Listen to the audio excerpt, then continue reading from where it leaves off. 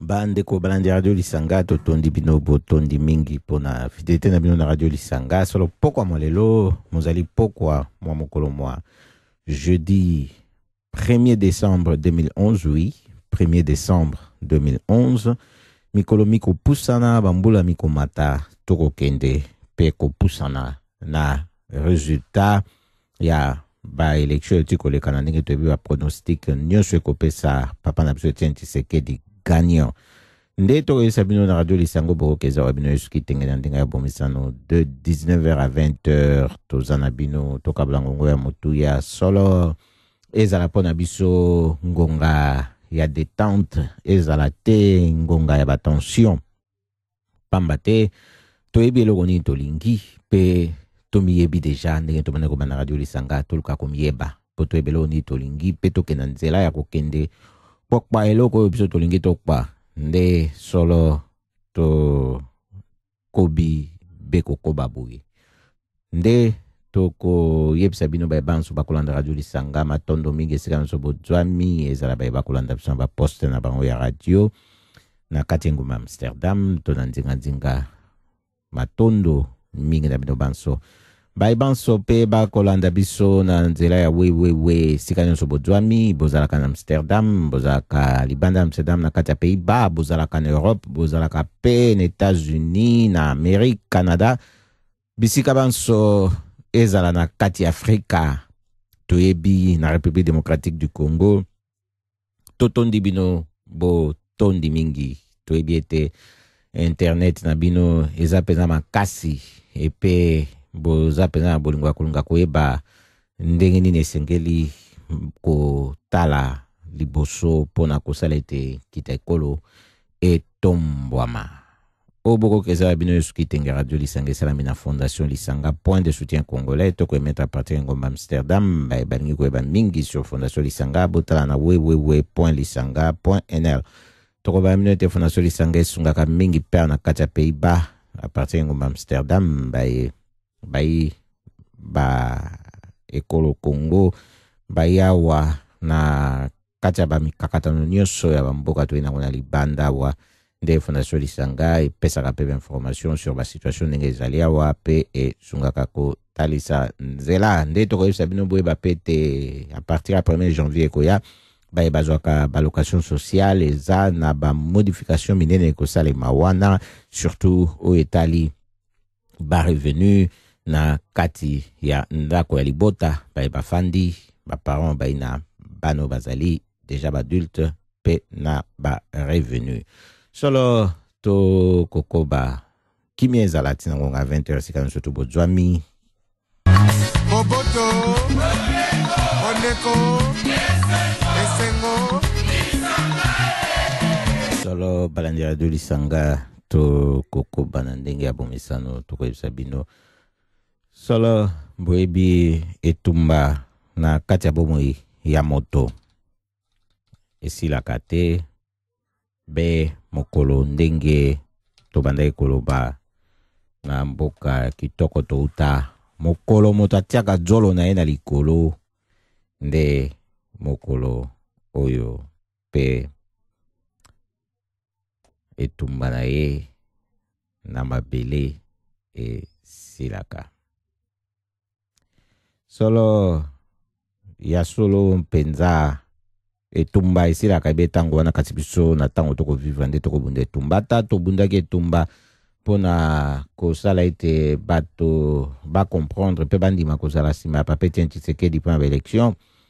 ata ko campagne sala ki to mona ki bien bato bazaki bele sima na e kasi to continue ke betumba temo kolope ya vote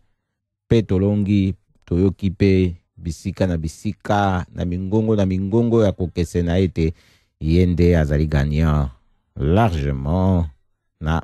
vote esalamaki le 28 novembre moleki etumbaka sito tikite to kokoba parce que to lingite baiba volonté à peuple oyo ekoti na ba urne pe sengele bima na ba urne ka ndenge ezali wana pambate boyebi yango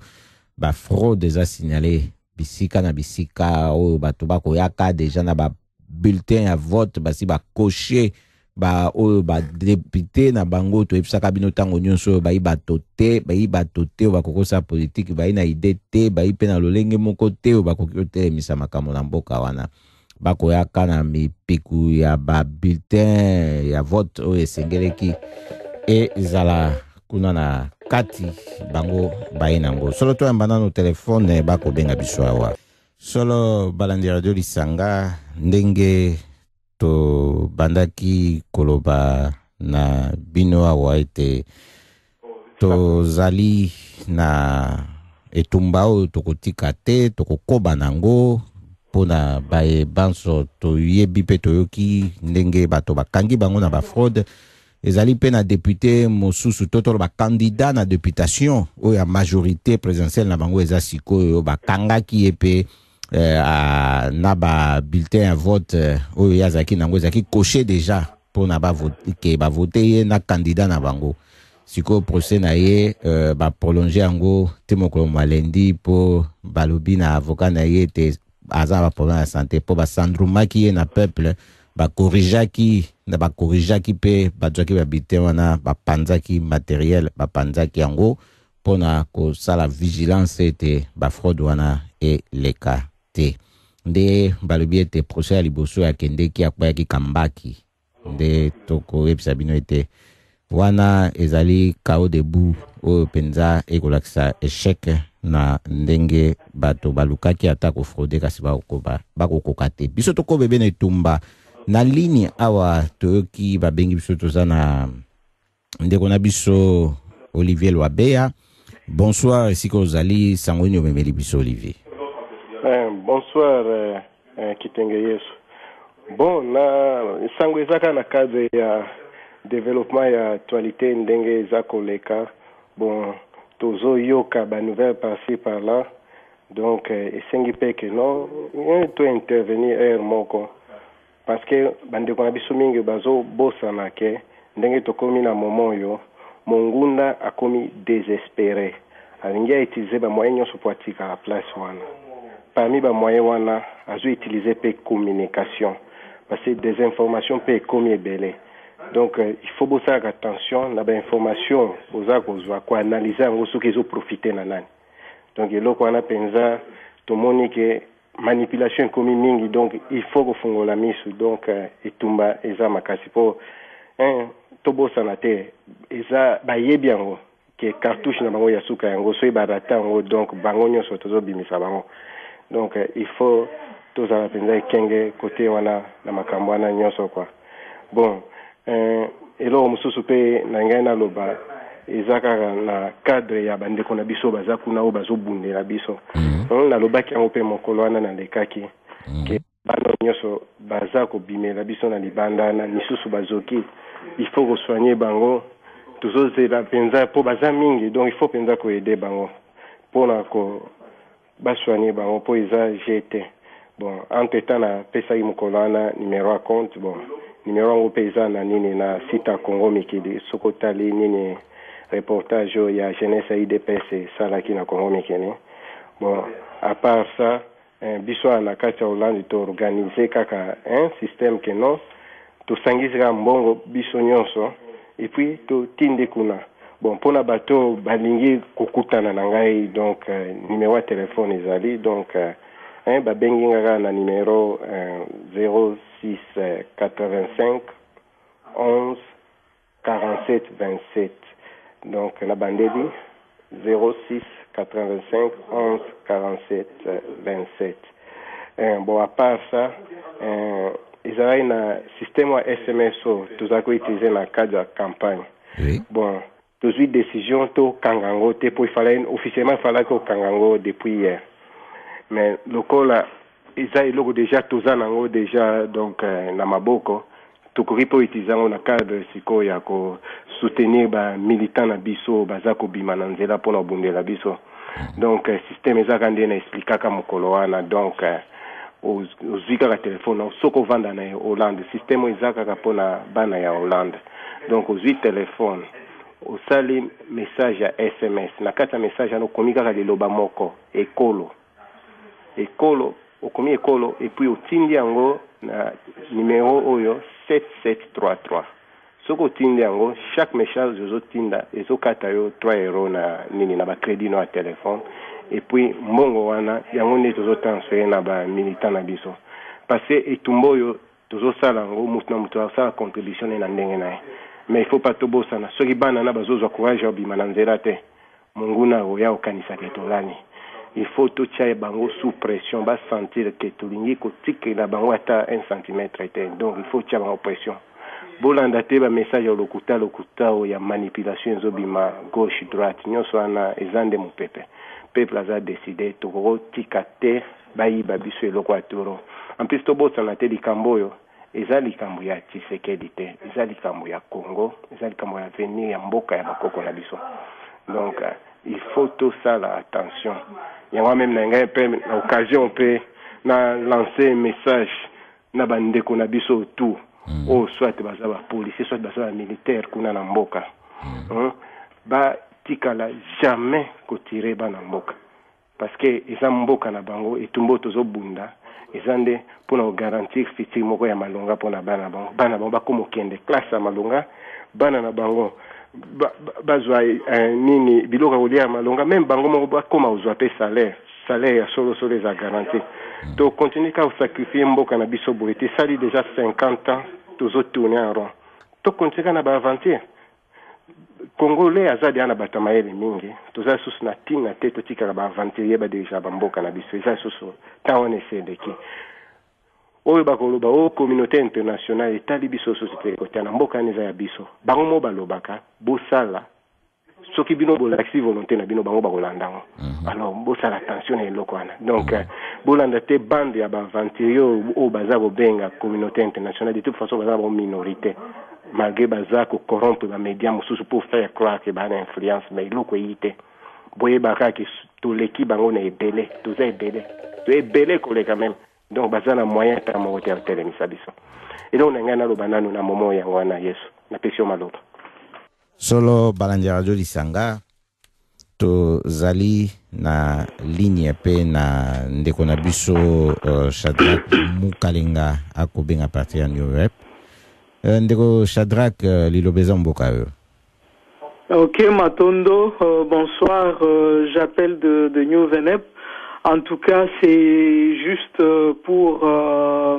présenter mes remerciements par rapport à toute la population congolaise de par toutes les régions et provinces de la République démocratique du Congo, ceux qui ont veillé, ceux qui ont été là pour assurer ce qu'on peut appeler une veille patriotique par rapport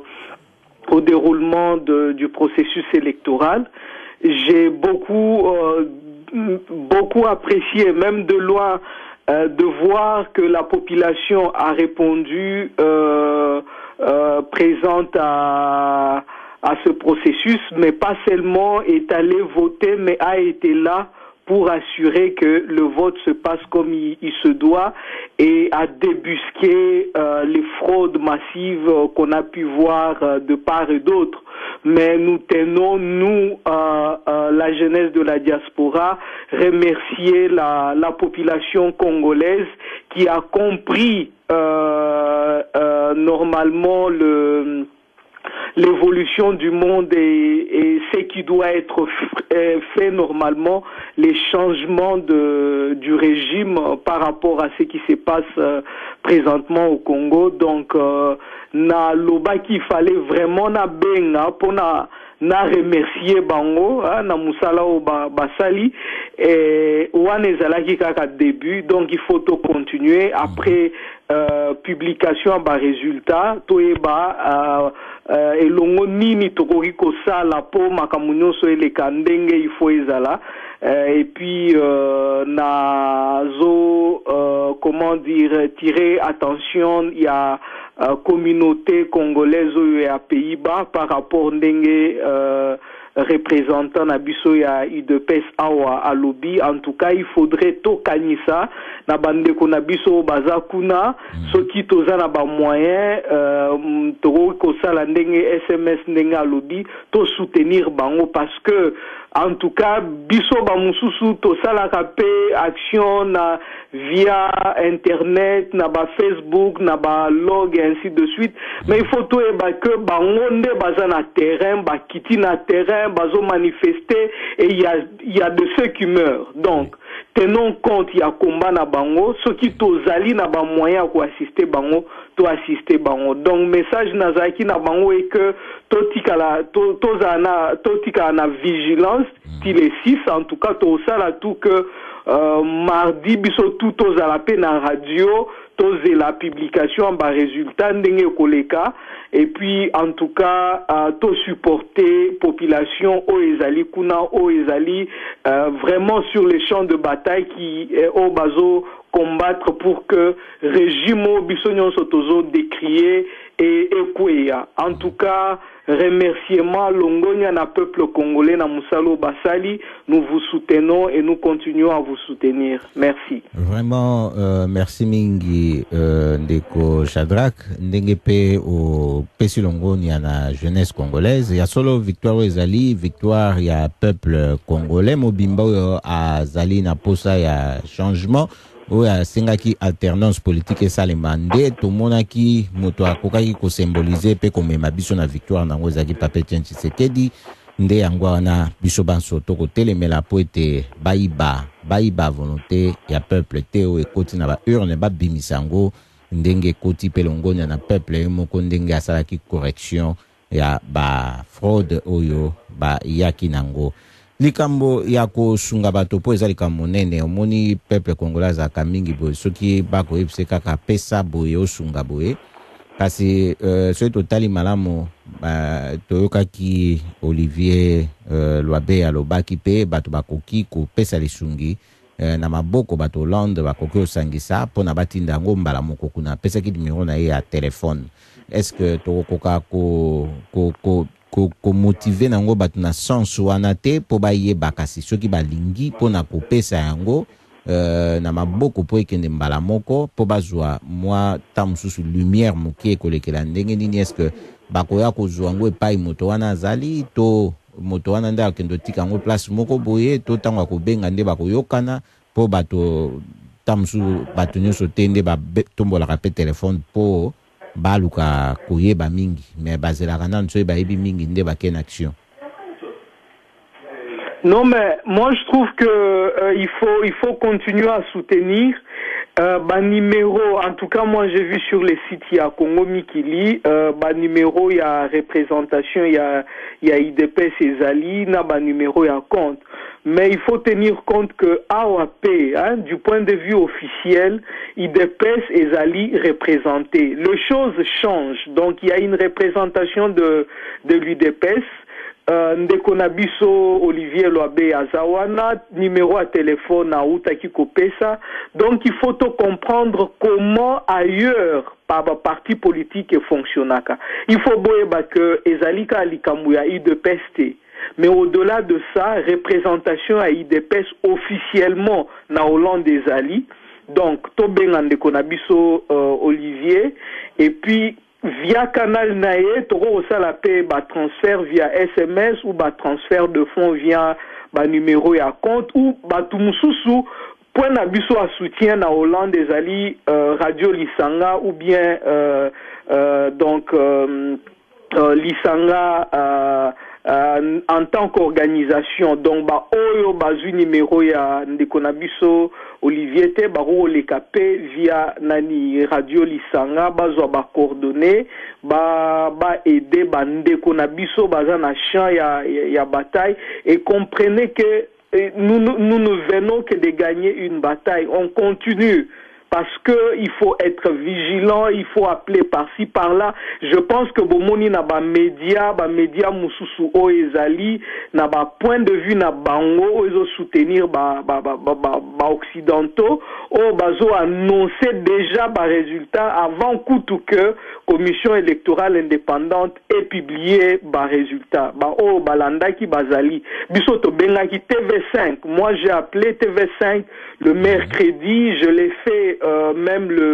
je l'ai fait le mardi, je l'ai fait le mercredi pour leur faire comprendre qu'il faut pas respecter processus électoral namboka na biso. Donc il y a de pression, il y a de résultats mais eloko moko tozo senga na population kimia ezala tozela en tout cas na niveau oyo tozui quelques intentions ya ba témoins au bazali sur place ezali en faveur na biso, donc tozela résultat wana ezala publié officiellement, mais cela ne nous empêche pas d'agir et de continuer à appeler le représentant du gouvernement ou le représentant de la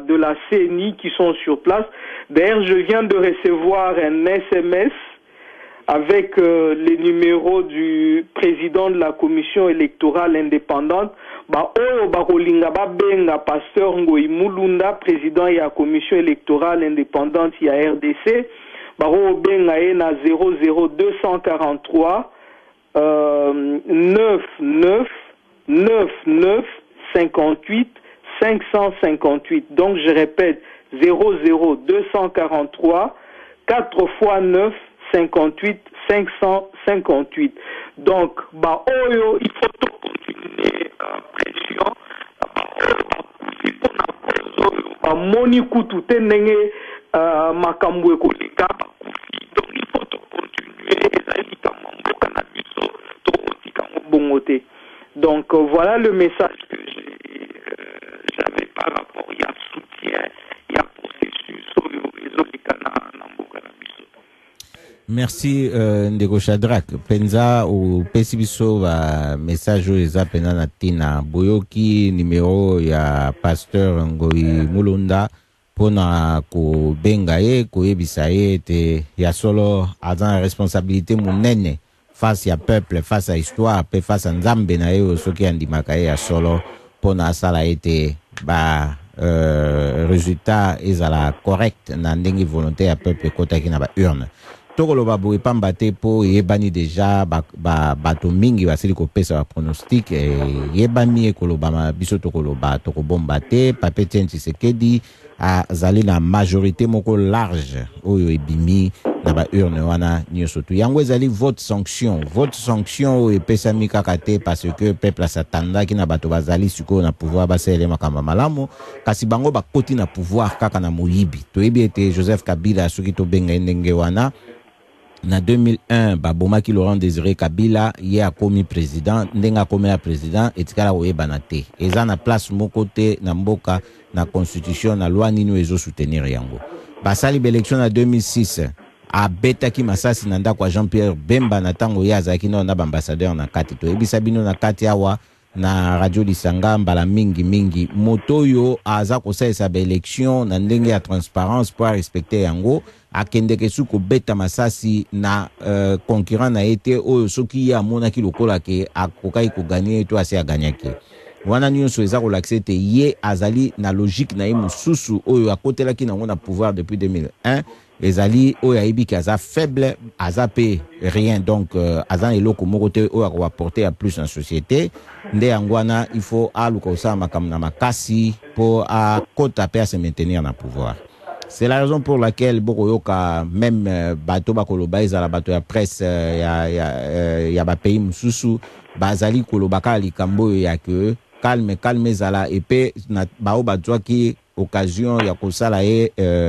interview na ba média na bango ba tunaki kaka na tango yo o perdre o quitter palais présidentiel pour likambo yo ezali o bato balingi bamona ya sala yango wana po bato bayebi ete ndako wana ezali pona ye ndako akotaki na makasi ezali pe na chance mingi aluka pe baya kobimisa ye kaka na makasi kasi peuple asa bimisi na makasi ya peuple koti na ba urne yango nde tolingi eza respecté po sala ete a bima soni comme saka moto makolo kilo pona tambola kasi suka nango okotambola kaka wana tokoloba boye po esengeli koloba pe makambo ndenge ezali koloba polele ya makambo ndenge ezali pamba te soki ezalaki ekpelaki biso na ngambo na biso oyo balingaki mpe kolobela biso mpe ebe bongo nde biso mpe tobi mpe bongo bamibongisa basala bavalise na bango na bandako ya leta oyo bafandi oyo ezali ya baluka balocataire bayebe ete kobima na bango yango oyo solo tokolanda boye bayeto na bino na ligne soki bokoki kotia pe liloba moko face ya situation mosusu oyo tokoyokaka bazoloba parci par là mpona likambo ya baresultat ndenge bazali deja kosala kotravaille yango na bacentre ya compilation bamosusu baza kosenga ete bapubliaka yango progressivement mpona esala ete bato bayeba deja ndenge eza kokende bayeba kaka mbala moko te le 6 wana kasi basusu bakoloba te esengeli malamu ezela ta mosusu ekocreye batension baloba yango kaka le 6 bamosusu babi te so bazopesa ndambo ekodiminue chance ya bacontestation bokomonela yango ndenge nini nayebi te so toza nano na Olivier Loabeya na ligne soki azolanda biso kaka bon naza nano ok yo sa réaction liboso nsima ndeko Shadrack donc au fond idée wana eza nango mabe te bon ezalaki kitoko soki moto abimisaki yango ayaka na idée wana avant bamilitant na biso baza komarche depuis mois de mai mpona kosenga nini baélection moko transparente donc eza nango malamu mais totikali soki na mikolo mibale donc nayebi te meme soki mutu na biso wana akoyoka yango mais eza idée malamu bon ngai nayebi mpe commentaire nini nakokotia te donc ezalaki nde ifalaki makambo wana tutotia yango na mesa ya liboso mutu abimisi ide wana ifo kato mituna po ye ezalaka toyeso abimisi eloko ifo mituna nano bulu nini ana ona se bo ayebi bulu na ye ayebisanga mpo nga nano nayebi yango te yango wana bon elo mosusu nde kaka ndenge na complete na cadre ya la fameuse communauté internationale parce que confusion mpe ezokota mingi mpo bato tu balingi batia communauté internationale moko na sac moko donc il faut tobosana te tobengaka eloko wana au fond ezalaka mwa sorte ya organisation moko boye plus ou moins même criminelle moko oyo eza surtout ezoregroupe baprédateur oyo baza na bit ya kopille barichesse ya bamboka mingi na mokili oyo ya se donc na kati ya bagroupe wana oza na babanke oza na bamultinationale banani bapoliticien baa na kati donc oza mpe na bato ya bamédia babiloko ebele mais tobosana te ke eza groupe moko moke donc au fond soki otali bien même ntango tu euti oleka awa omoni chaque fois même so bameki omanipule banini bainformation bacontre-attaque na biso tellement eza efficace parce que bazwi malchance ke toza na internet donc force à réplique na biso ekomi tellement makasi ke toko même ko discréditer même bango moko de plus en plus donc j'ai même eza même na risque de discréditer bango alors donc yango il faut penser aussi attention na ba information tout ezobima bon entre temps il y a batu mosusu ba soutenir biso o baza ba occidentaux ngana ko pesa ka exemple son ozotala ba TV ya ba flamand baza ko publier banini ba information sur ba élection Congo de manière objective na même nani reporter na bango azana Kinshasa nani monsieur Peter Felinden azo solo la très bien donc ozo sentir penza ki azo sala journalisme ndenge sengeli bazana bango soko zotala pe na ba presse musuzo même na britannique mon attaque ba article mo ezaipe ozo sentir que za na objectivité na kati donc il faut pas que tout se concentrer plus sur presse francophone parce que de toute façon les Français ne représentent rien dans le monde ya lelo likambo zoloba wana pona kato maloba te ngana loba kango biso ba congolais soki to yebaki ko maîtriser flamand to loba néerlandais nde to yebi vérité oyo makanisme ndele basalaka nango na Congo omoni likambo oti koloba ngape naza koloba ngo na bato na koloba soki boyoki ndenge bazoloba kaka belge moko akosala information na français alobi ndenge mususu soko yoki flamand alobi na ki flamand ozoyoka zoloba makambo ndenge ezali ndenge ezoleka na mboka ko bato yoka yo oui Et pour ne pas couper la parole, je pense que Oyo, Tanguy Nani, Carmé, il y a Colette Brackman durant la semaine ont pu constater Nani changement wana ya ton longwe na baptisation fortuite et commis penza donc vérité polele dans le sens où ligne éditoriale n'a bango échangé. Je pense que Binomoko bon constater surtout na titre où a commis Chichi l'homme moral d'acier. Donc c'est pour vous faire comprendre que la donne est en train de changer au Congo, mais le destin de notre histoire Bisomoko, et on ne se rend pas compte du fait que diaspora est une mission moko. Je pense que na émission ya mardi passé na leka qui na lubaki que jeunesse congolaise ezali na mission soit to trahir mission ana ou bien to accomplir. Problème na biso nde tozo comprendre te que toza na arme moko oyo eza na maboko na biso ezali que soki to utiliser yango to changer donne. Et on l'a vu cette semaine na ba publication ou bien nini journaux, il y a TV5 et puis il y a France 24. On a appelé na ba répondeur na bango to tie bango pression pendant quelques heures. Ba répondeur na bango ezaki saturé et ils ont pu demander et présenter des excuses et puis changer ligne éditoriale na bango. Yango tozolo banenge professeur Cheikh Anta Diop palobaki, il faut acquérir science. Il faut tanga na ba classe na bango to koma na même niveau na bango parce que na niveau yo réflexion na biso et ko koma na niveau na bango oza na moyen ko kosa biso lisusu te ndenge tolobi tozo apprécier pe presse flamande ndenge bazali objectif na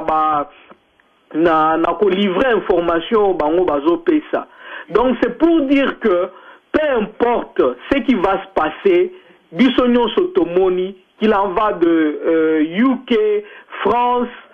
Belgique, Hollande, Afrique du Sud, États-Unis, Japon, partout, Bissonyon Sotozana Liloba Moko, et vis-à-vis à Bandeko Nabiso, Oyo Bazan à front, n'oublions pas qu'il y a ceux qui prennent de balles, mes chers frères. Nous avons vu de photos de mamans Oyo Bazan qui brûlaient l'acide. Je pense Binonyon Sobomoni Ango. Je demanderai à la plupart ya ba compatriotes nabiso, on n'est pas là sur Facebook pour na koluka soki ki amitié zanini tozayi wana pour na kobunda pour na mboka nabiso. Parce que il faut comprendre que monde oyo tozo développer lelo ezali développer na ba médias et puis na ba opinion. Donc biso soki tozo peser rien na devenir ya monde. En tout cas, toza na liloba morote. Mais ceux qui placent nyonso, tozui, bango bazo utiliser média ya sika, biso pe tozo utiliser en toza pe na Twitter, toza pe to créer IDPS Hollande na Facebook poto to la kisa que toza na opinion moko en tant que représentation il y a UDPS. Et au-delà de ça, tozala sur dans les médias on a poto présenter option moko, voix moko ou bien idéologie moko boye par rapport ya ba idéologie na bango. Bango ba moni Afrique ezali kaka nzala, Afrique ezali kaka baguerre. Mais tout la ki sa bango pona nini na Afrique ezali nzala, pona nini Afrique ezali baguerre parce que ba multinational na bango, ba banque na bango bazo agir na CC pour makamwana ezala epa na biso. Donc utilisons ces médias pour donner notre point de vue, pour peser poids moko par rapport à opinion mondiale au ezali na présentement na nini na moki. Par rapport à la question au lobby, muto à lobby que non, il faut publier ba résultat. To moni yango ezali idée malamu, mais pona nini idée wane bimika katangu bango ba moni ke baza ba perdant. Donc il faut comprendre un peu ma opinion politique. Pour la nini mutuana bimisi idée rapport à Monique et Moko a commis perdant. Ma bezalité, to koki ko forcer pe nani CNI to uti opesa numéro ya président na ya président ya commission électorale indépendante pour to loba que non basala tout malgré que tikali mikolo mike babando publier ba résultat nezaki moins soki ndenge nani ndeko na biso Olivier alobi soki tozaki na idée wana ne bande ingaki ezala bien mais comme na katikati donc on ne sait pas pona nini idée wana ebimi kaka sikoyo ebimaki kalate. Voilà ce que moi j'avais à dire. Oui, effectivement, pour la idée wana ya ko publier progressivement ba résultat eza likambo yo il fallait ndenge bolobi wana etalama liboso po bama lolenge kani bako saela yango pona ko empêcher que basala ngo siko na désordre et ko bima improvisation siko déjà basali maka mingi na désordre malgré bazaki na 5 ans pona ba préparer ba élection basali yango pe soki le 28 wana ezalaika na bobangi po ndenge elobama ki na bangwete soki mokolo wana esalamite il faut salama kaka mokolo wana et peut être komona kutu batiki ba bureau mususu ba eko prolonger ke fungwama pona bakomisaki matériel te donc eza likambo ya koboya sikoyo ke baya kosala makambo na précipitation toko senga ndeko moko kuna akanga radio na ye po ezosala retour na eko toko boya eya kosala na précipitation sikoyo baya kosala na improvisation oyo eko ya ko créer ta mususu nde ba tension mais elinga ekoza idée malamu soki babandaki ko publier yango progressivement na ndenge salete bato bazala na temps ya koya kozwa ba résultat malamu mbala moko mwalendi. Solo toko koba na radio Lisanga nde toko tuna na bino ba boko commenter na biso moko mwalelo oyo eza pe na mokolo mwalelo eza na ezo représenter likambo kwa monene ezali na tina oyo etali likambo ya sida na mokili mobimba le 1er décembre po toko linga pe makambo ke na sens ya bien na bamboka na biso développement et salema pe bato bazala na lolenge bakokoka pe ko vivre na ndenge kokinde penser na biso pe moke na situation oyo ya sida oyo pe bana ba Congo batikali ko kwala mingi na merci ya ba aide ya ba communauté ya communauté internationale oyo boye ke soki bango ba eko sunga te pona bakisi l'état azana ye na makoki ata mokete ya ko sunga bato wana solo esengeleki pe moi penser mokena mokoma elo pona yango na yebite ba inazana bino na nzela na kosenga ezana ndeko moko oyo esika zali masolo ezo leka ezo kota pe na radio pona bakoka ko sala ete moi kimezala solo moi penser na tina ya mokolo mwalelo oyo ezali pona mokolo ya sida tozali kaka na ndeko na biso Olivier Loabe na ligne. Oui, naza kaka. Ok, okoka kotia penser muke na likambo etali journée ya lelo ya sida pona situation ya ndenge wana na mboka ya République démocratique du Congo. Bon, liloba na koko loba kaka ke eza drame moko makasi ke ezo frappé biso ke tisikoyo même tozaka na ba moyen te insuffisant pona kosalisa ba ndeko na biso oyo baza kosouffrir na yango quoi. Donc au fond journal ndelo et tinda pe moko na moko akanisa que pour continuer na fatalité oti wapi. Il est grand temps peut-être pe tout comme pe uluka ba solution pour na ba problème na biso moko. Donc parce que solution utaka en fin de compte kaka biso moko. Tout tika kolela parce que aussi tout les lits déjà mingi. Donc il est grand temps to misimba. To simba bande kona biso baza na pasi wana. Donc il on a beaucoup loba na mukuse yango. Solo yango ezandengwana tozana besoin d'un gouvernement responsable. To mon exemple l'Afrique du Sud. Lelo journée mondiale ya lutte contre le sida dès le 1er décembre ndeko na biso Shadrack Mukalenga lilobani nuzana ngo po amokomo lelo. Matondo liloba nako kozala nango ezali que tozala na sexualité moko responsable. Ça veut dire que nous n'avons qu'une vie et donc après cette vie-là vient la mort. Donc nous devons savoir que corps na biso ezali temple ya esprit oyo tozali nango et que la grâce que nous avons reçue de pouvoir vivre, c'est pour expérimenter certaines choses dans l'existence et que il nous appartient de protéger le temple ou le corps dans lequel nous vivons.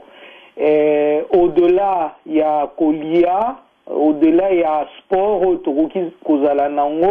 il faut te protéger contre la maladie. Kozala, neti sida et maladie mususu, maladie sexuellement transmissible. Donc il faut tozana sexualité moko responsable. Donc ezali tozana vie moko individuelle, on n'a pas à forcer quelqu'un de ce qu'il doit faire du point de vue sexuel, mais quelque part il faut koyeba que sexualité na yo et ko bebisa non pas seulement yo moko mais ko bebisa pe libota na yo soki ozali na mwasi soki mwasi wana azana zemi soki même ozana mwasi te mais ba partenaire nyonso kokutana. Donc il est important de temps en temps d'aller se faire dépister. Moi-même en tant qu'exemple, je l'ai toujours fait de temps en temps. Donc il est important que na niveau de responsabilité individuelle ou personnelle, il y a ozalana sexualité moko responsable, il y a utiliser méthode de contraception ou ko éviter maladie neti ya sida ou bien maladie sexuellement transmissible. Donc voilà ce que je pouvais dire par rapport à ça. Oui,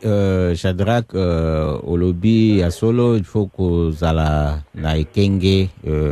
pour na likambetali vie sexuelle et ko se protéger na partenaire na yo ezali ko boya ko luka ko kendeke nyamu na cadre ya jeunesse ndenge o tika ko sala appel mingi o sala appel mingi pour na jeunesse congolaise lelo siko toza face ya situation oyo oyo bako benga fléau oyo ya sida toza siko pe na bana mike oyo ba botamaki na ba les années 80 ba msuna kutu na fin kutu ya ba 90 awa boye basi ba koli oyo ke ba komi ko kota sko na adolescence oyo ke ba vie toza nango kaka na ba Afrique te mais surtout awa na ba mikili tofandi likambo oyo e koma ndenge mususu vie sexuelle oyo batu batala ngo susu te na ndenge zaka kala oyo bandaki kokendeka na libala ndenge lobi koluka kozwa précaution sikoyo koyebisa bango na tango bakoya po bakota te na kati ya potopoto oyo baine na bango basi bakotaki ke po mingi pe balinga kobebisa pe ba mike. Est-ce que isengeli koyesa bango na langage moko po ba terme utiliser ki wana tamsu po na bango baye baite soki balingi ba sala soki ndenge lobaki moyen ya ko obliger mutu na zamo ezate préservatif ezali eloko bakoki ko zangisa te pona ko utiliser pona ekoka ko sala ete limité ba dégâts. Oui Matondo, il y a solo il faut to mona que na société na biso ezali société moko ezali sexualisé na niveau moko à outrance. Donc nous devons tenir compte que banzembu ezali ko benga biso na sexe. Ba film tozotala ezotinda biso na sexualité moko active. Donc film, musique et même biloko yo ba journaux, ba magazine nyonso tozotanga ezotinda comment dire de vivre une vie où on est sexuellement actif. Donc nous devons tenir compte, même ce qui est ali, pour ne pas se cacher ou dire la vérité crue, na société na biso préservation, usage à préservatif, eza eloko moko ezali courante. Yango nazo ebisa bandeko na biso que sexe ezali malamu, ezali eloko moko, ezali na vie ya moto. Mais toyeba ndenge nini il faut to mi protéger. Okozala na bana, okozala na mwasi, okozala na bandeko, yebara que tozali quelque part responsable. Donc, tozala pe, to vivre pe na sexualité moko responsable en utilisant le préservatif. To utiliser eloko babengi condom pour nous protéger contre non pas seulement le sida, mais contre ba maladie nyonso o ezali sexuellement transmissible. Donc, yango na lobby tozala responsable na niveau individuel, soki moko na biso azali responsable na niveau na ye, communauté mobimba ekozala responsable. Souvent biso ba congolais donc ezali na ba us na ba coutume na biso to lingaka ko utiliser condom te. Mais toyeba que bon moi ou bien vie tozali na yango ezali kaka moko, ezali mibale te. Donc, to utilisaka ba condom, pour toyebi jamais, on ne peut jamais savoir muto tozo kenenae, ce qui a na maladie ou ce qui a zali na yangote. Comme maladie wana et comme makane longité, muto arozala bien portant, arozala na santé malamu, mais na kati na e asi abeba. Donc, yangwana nazo, surtout na ba frère na biso, et na ba sœur na biso, je m'adresse na communauté congolaise nyonso, toyeba ke toza na vikaka moko oyo nzambe apesi biso, toyeba rape ko batela yango. Soki tozo sala sport ezali malamu, soki tozo lia pour na se maintenir en forme ezali malamu, mais au-delà de ça, du moment que tozali ko utiliser tozo sala sexe, to utilisaka préservatif ezali important na journée oyo ya lelo ezali consacré na ba maladie sexuellement transmissible et spécialement na sida. Sida ezali mythe te ndenge batu musu bazolo baki ezali maladie moko ezali na rêve ou bien ezali mythe ou bien ezali maladie moko ba fondé kaka po ba décourager ba amoureux. Bandeko bazali na doute bako kende na ba hôpitaux awa na nini na Hollande bako visiter po bayeba po ezali science. Maladie wana ezali syndrome ya ko décourager ba amoureux te, ezali maladie o ezo toucher batu et boyebi ke communauté na biso même awa na poto eza na mboka na biso esili ko beba po na maladie wana to au-delà ezali peu acte moko politique aux opposés. En se protégeant soi-même, on protège toute la communauté. Parce que muto yozo kanisozo kenenae peut-être yé pas kenarana mutumususu. Mutumususu wana pe akenarana mutumususu. Donc à la jeunesse congolaise, biso en tant que ba jeune tozo lancer idée wana que to mi protéger, to utilisaka condom na moment oyo tozali komisangisa na mutu oyo to vivaka na ye te kaka ye wana. Et puis tokoki koyeba jamais soki mutu wana azali na lolenge nini ndenge akendaka. Soki akendaka na mutu mususu yo yebi te. Donc mi protéger po ozaka na vie moko. Yango wana na kokoloba par rapport à ça na jeunesse congolaise. To longisi yo penza ndengo lobi po balobaka likambo zaka na tango nango esengele kipe to sala pe appel makasi mokolo malelo po e ba mapete, ça fait partie ya ba misala ba lutte o esengele salema malamo na communauté congolaise, na société congolaise, na mboka République démocratique du Congo po na peuple totoloba l'état azala responsable adjo makam na maboko a kobana yango nde yango to bunda pe to bundaka toujours pona to jwa l'état mo responsable yango to telema biso banso sima ya Papa Etienne Tshisekedi po to koka ko jwa likambo ya malongo e ko sala ete peuple avancé to comme siko na suka po to clôturer programme na biso to pesina no Olivier Loabe ya ozana minute moko pona o clôturer na biso programme e pe to kokende na Shadrack Mukalenga pe azo ya ye minute pona ko clôturer Olivier Loabe.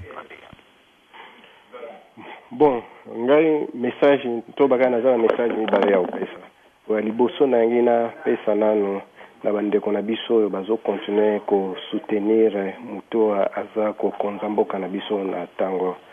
na yebi ke mingi bazo sosola eloko ezata na kati te menga na oyebisa bango kaka ke mutu wana aza na ndeko na biso te, aza na susi na biso te, ayebi kutu pasi na biso te. Donc botalaka tanyo sa sali wana eza 10 ans au total. Soki bozolobelaka banzela mitano nga na vandia na Almir na soki nakokotanga kutu nombo ya banzela babongisa parce atongi kutu banzela ta bongise nakotanga nombo babongisa te. Donc bakanisa malamu parce mutu azotinda police na eba tirese ba congolais asa mutu na biso lisusu te.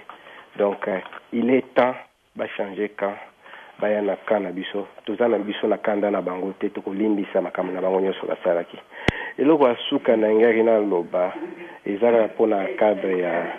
nini ya ko soutenir ba ndeko na biso tu oyo baza ko bunde la biso kuna na mboka o baza na misusu bakufi na bao baza na ba hôpitaux. Donc bobo sanate SMS ekolo au numéro 7733 tolbaga SMS ekolo au 7733. Donc merci Olivier Lwabe andingo zaki moko ya biso na poko ya lelo siko toke na Shadrack Mukalenga ozwa pe ayo minute pona o clôturer na biso programme oyo. Matondo, donc le mot de la fin que je peux dire, c'est que la communauté doit continuer à jouer de sa vigilance par rapport à ces processus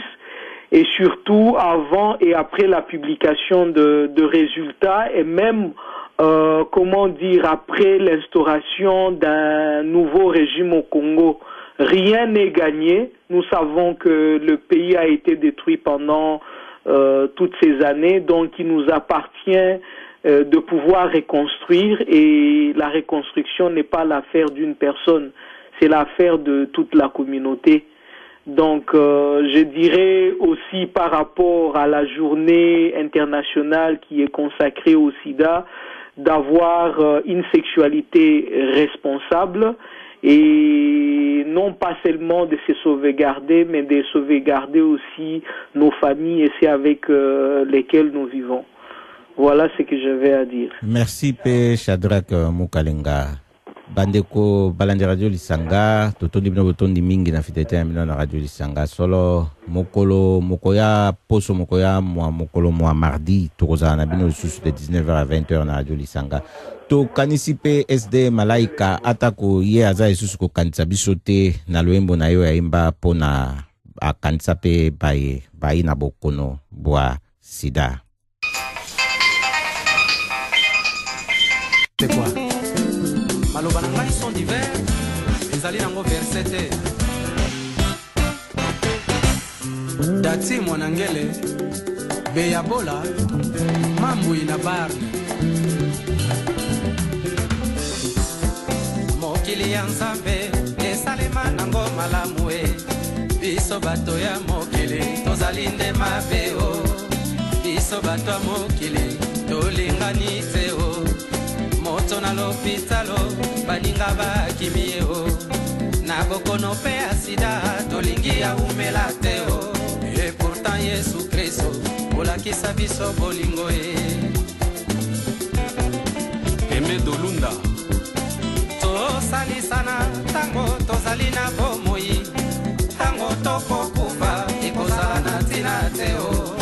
tango toko wa ekozala na tina teo awa nazali kopelela bosalisali fakiye kilo shembele tosungali fakiye Angel Siki na